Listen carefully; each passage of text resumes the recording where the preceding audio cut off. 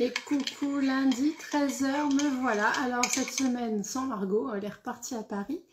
Mais du coup me voilà quand même pour aujourd'hui. Alors j'avoue, c'était les vacances avec les deux petits loups dans la maison. Donc je n'ai pas eu le temps de vous dire à l'avance quel serait le sujet. Mais la semaine dernière, on avait parlé des étapes de la confection d'un vêtement. Et du coup, c'est sur les étapes de la confection d'un vêtement qu'on va commencer cette semaine. L'idée c'est de voir avec vous quelles sont les étapes qu'il ne faut surtout pas oublier. Très souvent quand tu commences à coudre, il y a des petites étapes que tu n'as pas l'habitude de faire ou que tu ne vois pas bien passer et qui te font des erreurs terribles derrière, qui te font des galères terribles. Donc du coup on va voir un petit peu les points à penser quand on se lance pour les premières confections de vêtements. On va en parler pendant une vingtaine de minutes et s'il y a des questions, j'y répondrai après. On va faire comme la semaine dernière, une petite demi-heure max vers 13h30. De toute façon, c'est l'heure où tout le monde reprend le boulot. Donc, je vous fais un petit point rapide sur ces choses-là et vous aurez le temps de poser des questions après. Pour celles qui regarderont en replay, n'hésitez pas à poser vos questions soit sous la vidéo quand je l'aurai mise en replay, soit sur les messages privés. Je répondrai aussi avec plaisir. Donc les étapes de préparation d'un vêtement, il y a 3 grandes étapes. On va parler des 3 grandes étapes et des petits points à penser dans chacune de ces étapes. Et la première, c'est de bien préparer son patron. La première chose à faire, c'est de bien choisir son patron. En général, sur les patrons de créatrices, vous avez des petits éléments qui vont vous permettre de vous aider avec les patrons qui sont pour les débutantes, pour les intermédiaires ou pour les expertes. Alors certes, si tu es débutante, tu peux faire un patron qui n'est pas fait pour la débutante. Mais c'est en général un petit peu plus compliqué. Si c'est vraiment le premier, je te conseille quand même de choisir un patron qui a été fait et pensé pour quelqu'un qui commence. Ça t'évitera les petites galères. Ce patron, en général, il est fourni avec un livret d'explications. Et bien souvent, vous ne prenez pas le temps de le lire et c'est vraiment une erreur parce que dans le livret d'explications, il y a beaucoup de choses qui sont importantes et qui sont des vraies pépites et des vraies informations, et notamment sur les choix de tissus, sur toutes les petites préparations qu'il faut avoir pensé avant de se lancer et avant de couper et de coudre.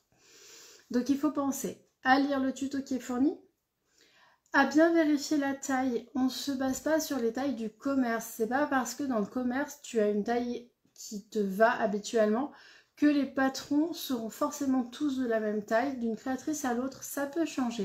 Normalement, dans chaque patron, il y a un petit tableau avec des tailles, des tours de poitrine, tours de taille, tours de hanche. Vérifie toujours de trouver ta taille chez cette créatrice-là, parce que sinon, tu risques d'avoir des petites déceptions à la fin. Donc, chaque fois qu'on travaille avec une nouvelle créatrice, avec un patron qu'on ne connaît pas, on vérifie le tableau des tailles. C'est pas parce que chez Supervision tu fais un 44 que tu le feras forcément chez Maison Fauve et inversement. Donc à vérifier à chaque fois. Ensuite, il faut penser à bien relever le patron. Je vois encore passer des dames qui coupent leur planche. Et en fait, c'est pas une bonne idée de couper sa planche. Alors, certes, souvent on évolue peu une fois qu'on a notre morphologie, mais on n'est pas à l'abri d'avoir envie de le faire pour l'offrir à quelqu'un et d'avoir besoin d'une autre taille. Et si tu as coupé ta planche, ben, en général, elle est plus réutilisable et tu risques d'avoir perdu des tailles. Donc je te conseille vraiment de ne pas couper ta planche et de bien faire un relevé de patron. Non seulement ça te permettra de conserver toutes les tailles sans endommager ta planche, si un jour tu veux la revendre d'occasion par exemple, ou si tu veux le retailler dans des tailles différentes pour les offrir ou quoi que ce soit. Mais surtout, ça te permettra, ce relevé de patron, d'étudier le montage de ton vêtement pendant que tu fais tes étapes préparatoires. C'est-à-dire que quand on va relever un patron, il y a des repères à prendre, il y a plein de petites choses comme ça qui, au fur et à mesure de ton relevé, vont te permettre de voir si... Tiens, pourquoi j'ai 2 crans là? Ah, parce qu'ils correspondent aux 2 crans de la manche. Donc la manche à un endroit et à un envers, il faudra que je sois vigilante. Ça, c'est très bête, mais pendant que tu fais ton relevé de patron, tu as déjà une première information sur tout ce que tu vas faire en couture plus tard. C'est-à-dire que chaque repère, chaque cran que tu vas relever a une utilité, et le fait de le relever, ça va te permettre de l'avoir déjà vu une fois et de te demander déjà à quoi il va servir et d'anticiper tes étapes de montage. Ce qui fait qu'une fois que tu arriveras sur ta machine, bah, tu seras peut-être plus sereine parce que tu auras déjà une idée de ce que tu dois faire et de qui doit aller avec quoi. Donc ça, c'est pour tout ce qui est préparation du patron. Une fois que tu as préparé ton patron, il va falloir aussi que tu prépares correctement ta coupe. On entend rarement dire « ce vêtement est bien cousu ». En revanche, on entend toujours dire oh, « il a une jolie coupe, ce vêtement ». Et c'est pas un hasard. Si ton vêtement est bien coupé, que tu as respecté toutes les règles de base de la coupe, même si tu es débutante et que tu as quelques coutures qui ne sont pas parfaites, ton vêtement il sera quand même joli quand tu le porteras. En revanche, si ta coupe elle n'est pas bien faite, que tout est en faux biais, que ça bouge, ta couture sera plus difficile à faire et ton vêtement risque d'en pâtir à la fin parce que tu peux avoir fait les coutures les plus nettes du monde, si ton vêtement il n'est pas coupé droit, il n'est pas droit en fait. Donc la coupe, c'est vraiment une des étapes primordiales. Il faut y passer du temps parce que c'est pas l'étape la plus drôle. Je suis assez d'accord avec ça. Alors moi, je fais couper à mon mari. Hein. Celles qui ont de la chance, vous pouvez tenter. Ça marche bien quand on leur apprend à le faire. Mais en attendant, effectivement, il faut vraiment que la coupe soit superbement faite pour que le vêtement soit nickel. Donc, prenez le temps de bien étudier ce qu'il va falloir faire pour la coupe. Donc, dans la coupe, les premiers éléments à penser, c'est que avant d'être coupé, ton tissu doit avoir été préparé. Il faut avoir lavé son tissu et l'avoir repassé avant de le couper. C'est absolument nécessaire de l'avoir fait, de l'avoir anticipé. Ensuite, il va falloir que tu mettes ton tissu au droit fil. Ça, je pense qu'il faudra faire carrément un petit live dessus pour en parler. Si vous avez des questions sur le droit fil, n'hésitez pas. Là, je ne vais pas m'étendre sur le sujet, sinon on passera plus d'une demi-heure ensemble. Et c'est les vacances, donc c'est pas possible aujourd'hui de déborder. Pour le coup, une fois que ton droit fil sera fait, il va falloir que tu réfléchisses ton plan de coupe. Sur le livret des créatrices, il y a toujours un plan de coupe pour nous donner des indications de ce qu'elle préconise de faire. Sauf que la créatrice en question, quand elle va faire ce plan de coupe, elle va être obligée de le faire d'une façon assez généralisée puisqu'elle va vous faire un plan de coupe qui correspond à toutes les tailles plus ou moins. Et forcément, tu n'auras pas besoin de la même matière si tu coupes un taille 38 que si tu coupes un taille 44.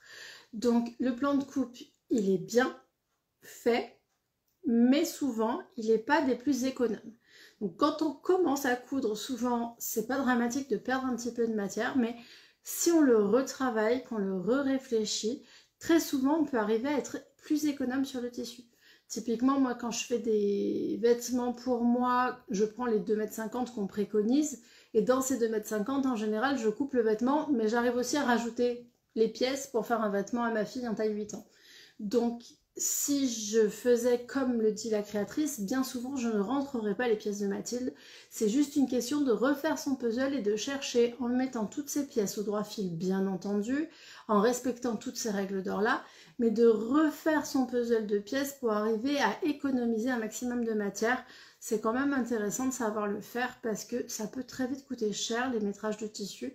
Donc autant les utiliser au maximum de leur dimension. Prends le temps de bien épingler, de bien retracer. On évite pour gagner du temps, souvent on voit ça, on épingle le papier et on y va, on coupe autour. Alors, c'est possible si tu utilises du papier patron, qui est un papier de soie, qui n'abîmera pas tes ciseaux et qui lui est assez souple et va bouger en même temps que ton tissu. Mais très honnêtement, si tu as un tissu un peu fin, un petit peu souple, que tu as découpé une planche de patron ou que tu l'as fait avec du papier un peu épais, genre papier craft blanc, là, parce que le papier craft blanc c'est pas mal pour faire les relevés de patron, c'est relativement économique, mais ça reste un papier qui se tient. Donc si le papier il se tient bien et que ton tissu il est tout mou en dessous, s'il y en a un des deux qui a la coupe lâche, ça sera forcément ton tissu. Et donc tu vas te retrouver avec une coupe qui est toute tordue comme ça sur le côté parce que le papier lui il est resté bien droit puis le tissu en dessous il a fait comme ça.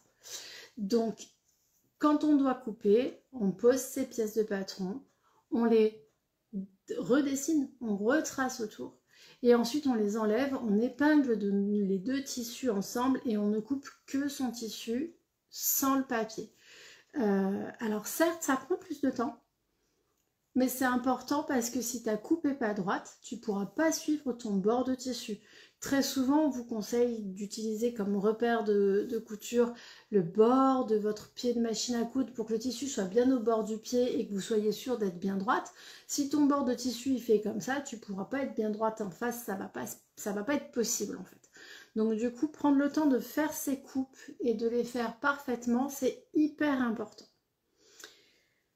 La troisième étape de ta confection, donc on a préparé le patron, on a préparé la coupe, on a fait la coupe. La prochaine étape, c'est la couture. Puisqu'en fait, pour préparer son vêtement, une fois qu'on a bien fait son patron et bien fait sa coupe, bah, ça va être le moment qu'on préfère, hein, parce que c'est là qu'on commence à s'amuser, on va enfin aller à la machine. Alors, moi quand j'ai appris à coudre, ma professeure avait l'habitude de dire que 80% de notre temps de couture, de notre temps de loisirs créatifs couture était de la préparation. Et malheureusement, elle avait raison, ça se vérifie au quotidien. Tu passeras toujours plus de temps à préparer qu'à coudre. Et si ce n'est pas le cas, c'est qu'il y a des étapes dans ta préparation que tu n'as pas fait vraiment dans les règles de l'art. Si tu fais ta préparation plus rapidement que ce que tu couds ton vêtement, c'est qu'il y a quelque chose que tu as dû oublier en route. Donc pense-y toujours, les étapes de préparation ne sont pas très drôles, mais elles sont indispensables à la réussite. Donc quand tu vas coudre, c'est là qu'il va falloir que tu vérifies avant de te lancer sur tes pièces. Quand on a passé du temps à patronner, du temps à préparer son tissu, du temps à faire sa coupe, on ne se lance pas billet en tête avec les deux pièces ensemble et on y va. D'abord, on prend dans les chutes, on règle son point et on vérifie que tout va bien se passer.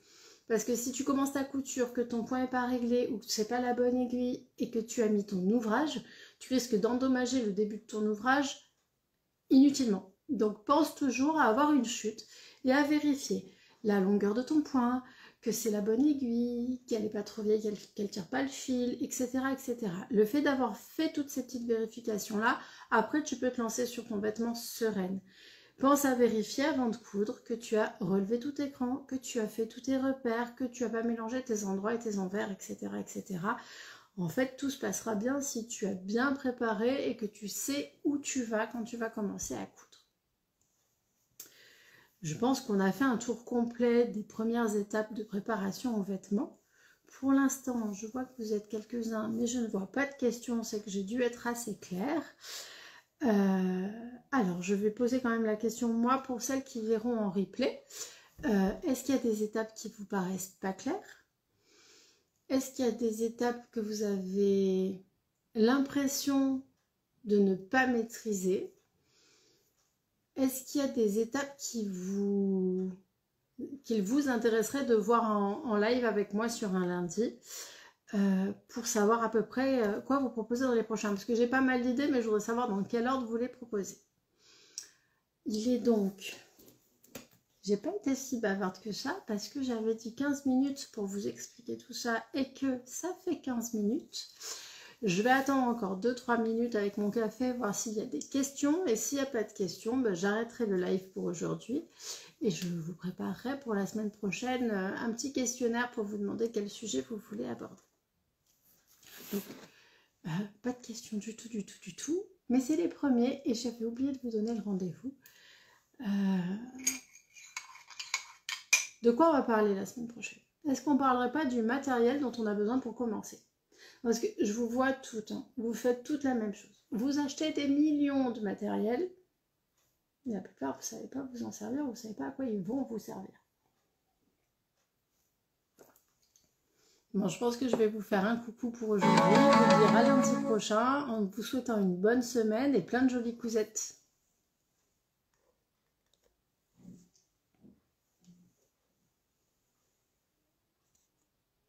Enfin, je vous dis coucou si j'arrive à l'éteindre, parce que je ne sais pas l'éteindre. C'est par là normalement qu'on l'éteint. Ça y est, j'ai trouvé. Je vous dis à lundi prochain.